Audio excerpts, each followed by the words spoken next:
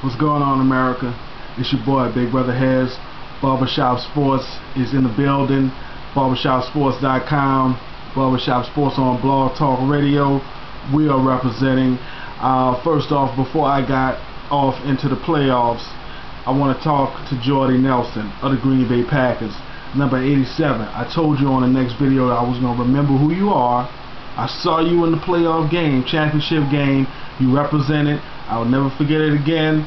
But it's better for me to actually know who you are than to say Jody Watley, than for me to say Jody Foster, Jordan Sparks. No, Jordy Nelson with the Green Bay Packers, who deserves to be mentioned along with his peers, Greg Jennings, Donald Driver, James Jones.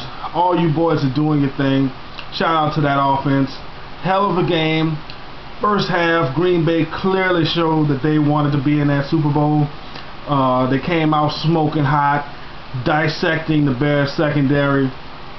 Finally, you know, as the game played along, though, the Bears defense tightened up, played with heart to try to give their offense a chance to get back in that game. Unfortunately, Cutler suffered a MCL tear. To what degree, I'm not sure. However, I just, I have to call you J. No Heart Cutler. Simple and plain. No heart. Holiday had more heart than you. For those who know Holiday's heart, you know what I'm talking about. I can't even call you Brett Favre Jr. anymore. Brett Favre, you think Brett Favre would have went out the game with a minor MCL tear? I mean, did you see Brett Favre's ankle last year after he played the Saints? I mean, it looked like a blue and purple softball. But you know what? It's the championship game. It's win or go home. I got to do this. How many athletes that are now in the Hall of Fame or considered to be great athletes have played hurt? Matter of fact, we don't even have to go there. At this time of the year, into postseason, how many players are playing hurt? If I'm not mistaken, you tell me, Jay, the quarterback is considered the leader of the team, right? Am I right? What the hell was Ty Collins doing in the game? I learned the quarterback's name that I should have never learned. Caleb Haney. But you know what? Caleb Haney went in that game, it made plays. So I got to say, Jay, what the hell were you doing? Did you look at film? Did you? I mean, come on, man. Unacceptable. Unacceptable. And goddamn you, Jay, your ass should have went to the locker room, gotten your x-rays, and came back with some street clothes on. Do not be sitting there for 4 quarters with your uniform on and you're not limping and you're talking about you can't go. That's disrespectful to the Bears, disrespectful to your coach, and disrespectful to your defense that went out there and played with heart. J. No Heart Cutler. I tell you what, this is what I'm going to do for you. I'm going to call up Diana Ross, okay, and we're going to get you to the Wiz, alright, because you are part Cowardly Lion and you are part Tin Man, okay? You need heart and you need courage, so we're going to see what we can do.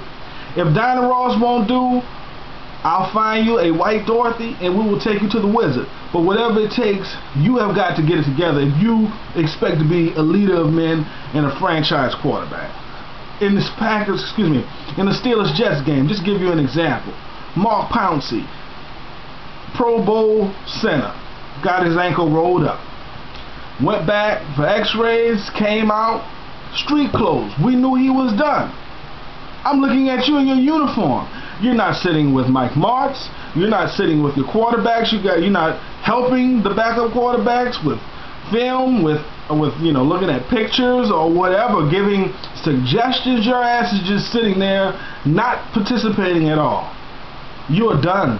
I don't care what they come out and say. You, Jay Cutler, are not a leader of men. Okay? It made me think just a little bit about Goodfellas when Henry Hill got pinched the first time. Jimmy came to him and said, you learn 2 things. Keep your mouth shut and you never tell on your homies. Or you never tell on your friends. That's actually how I went in the movie. I like homies. But whatever. 2 rules of football. Keep your mouth shut and keep it in the locker room, and never sell out your team. Jay, you remember rule number 1, but you forgot rule number 2. You're sold out. So I'm done with you. I do not want to see you leading Chicago and that great man and Lovie Smith and his squad to anything. Your ass needs to be going somewhere like Carolina, where you can go out to pasture like Old Yeller. Okay, you're done. Jets, Steelers. It was a hell of a game. You know, the Steelers, just like the Packers, came out real strong. They showed that they really wanted to be there. The Jets did make a push for it in the second half, tightened up their defense as well and their offense, playing with a hurt quarterback as well. You know, I've been kind of hard on Mark Sanchez from time to time, but I gotta say, he was playing with a torn shoulder muscle in his throwing shoulder, if I'm not mistaken, and he was trying to make plays to help his team to win. Okay, this is all the chips are on the line, people. But unfortunately, the Hard Knocks Life Tour came up short in Pittsburgh, and that's where the train stopped. I'm pretty sure you guys will be knocking on the door again. You handle your business. You beat Manning in Indy. You beat Brady in Foxborough. You guys are going to be fine. Good season. Now we got Mike Tomlin and them boys going up against Mike McCarthy and his boys. I really don't know. This is the first time in a long time where I watched a Super Bowl where I couldn't choose between the two. I was talking with Big T, and he's leaning towards the Steelers out of the great respect for Mike Tomlin. Also, we got a lot of our boys from our hometown in New Orleans. We got Mike Wallace representing, you know, fellow Old Perry Walker Charger. I see you handling your business. We got Ike Taylor, we got Ryan Clark, we got Meweldy Moore, all representing from our hometown. So I guess I'm also gonna lead towards the Steelers too, but if the Packers win, I ain't gonna be mad. Number 1 reason is it's time for the old man's legend to be buried for good. Aaron Rodgers is your man. That's your franchise quarterback. He's not gonna put you in a position when everything's on the line throwing interceptions. We're just gonna get rid of the interception man. Not saying we forgot what he did when he was there, but this is Aaron Rodgers' time. Green Bay. Title belt, you know how he does, you know what I'm saying? So it's gonna be pretty interesting. We got a big show coming up this Wednesday night, 9 p.m. Eastern on Blog Talk Radio. Make sure we see you there in the barbershop, chopping it up in the chat room, calling us. We're gonna chop it up, you know, do it barbershop style. So we will see you there. This will be the end of my video for right now, but we'll be back real soon. Barbershop TV, we out.